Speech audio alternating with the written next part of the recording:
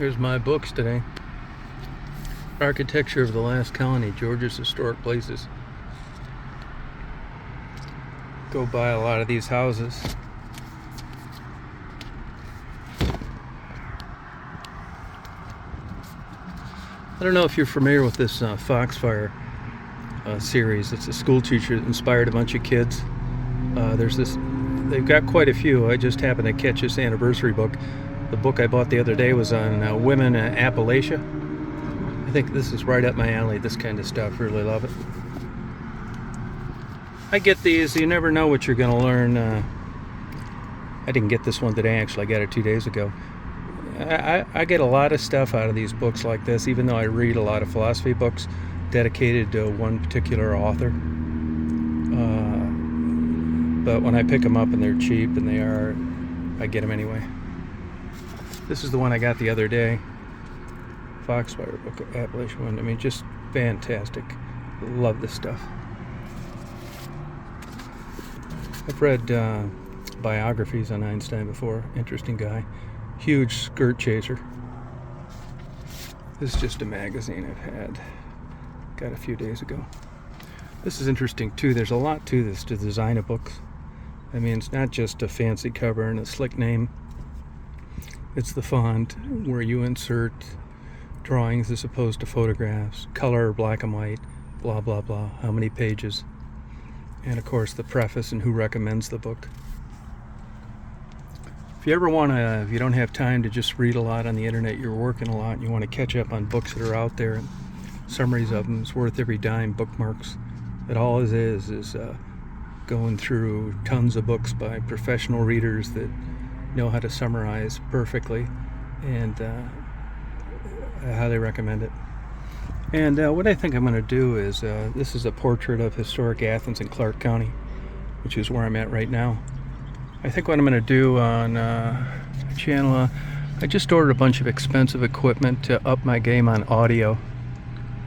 I know it sounds crazy, but I want to do like frogs at night, spring peepers, sounds of honeybees in a nest, birds singing, more lightning and thunderstorms. I've got a good one I'm uploading when I'm home. You'll find a big difference in quality in about 2 weeks.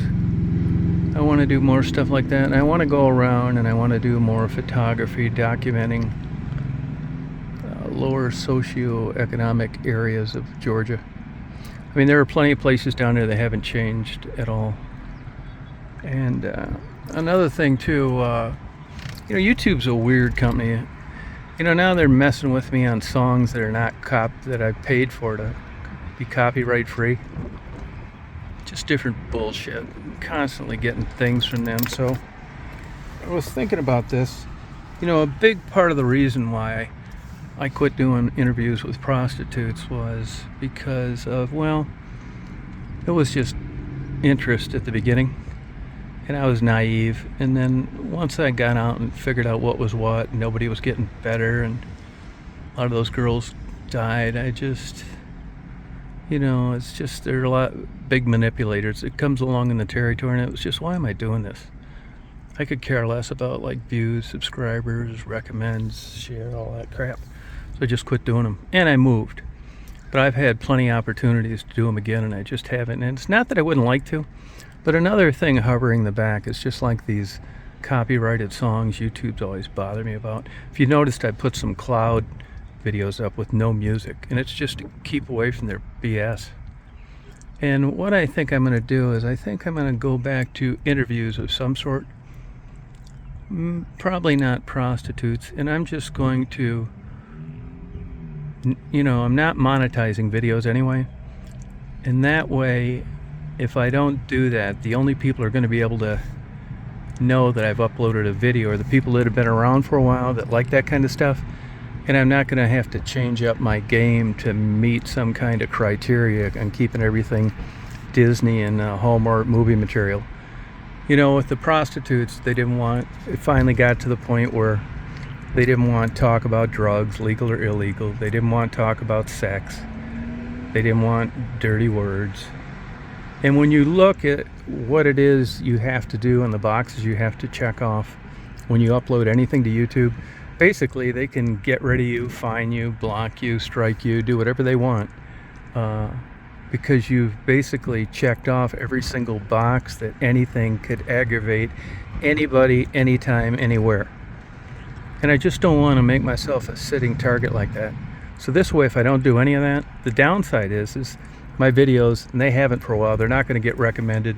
Nobody new is going to find me. But if that's the price of just sticking to what I did that got me on YouTube to begin with, that's what I'm going to do. I'm not like cutting anything out, and I'll just get what I get. If 10 people watch it instead of 10,000, and I don't need to jump through a bunch of hoops or sell myself, that's the way it's going to be. So party on.